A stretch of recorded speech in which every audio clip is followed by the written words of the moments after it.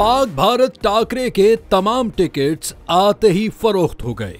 मुत्तहिदा अरब इमारात में पाकिस्तान और भारत के मैच के तमाम टिकट्स आते ही फरोख्त हो गए। आईसीसी चैंपियंस ट्रॉफी में पाकिस्तान और भारत का मैच 23 फरवरी को शेड्यूल है। यूएई में चैंपियंस ट्रॉफी के सेमीफाइनल समेत 4 मैचेस शेड्यूल हैं। अगर इवेंट के फाइनल में भारत न पहुंचा तो मार्का लाहौर में होगा। ताहम पाक भारत मैच के टिकट आते ही फरोख्त हो गए। टिकट की कम से कम कीमत 500 दिरहम रखी गई थी। वीआईपी टिकट 12,500 दिरहम में फरोख्त हुआ। उसकी पाकिस्तानी करेंसी में कीमत 9 लाख रुपए बनती है। पाकिस्तान में भी निजी कुरियर कंपनी के दफातर के बाहर शायकीन की लंबी कतारें लग गईं। एक शनाख्ती कार्ड पर 4 ही टिकट्स दी जा रही हैं। टिकटों की फरोख्त शाम 6 बजे तक जारी रही। ऑनलाइन टिकट बुक करने वालों को आज टिकटें नहीं मिलेंगी। उन्हें 6 फरवरी को टिकटें मिलेंगी और होम डिलीवरी 8 फरवरी को होगी।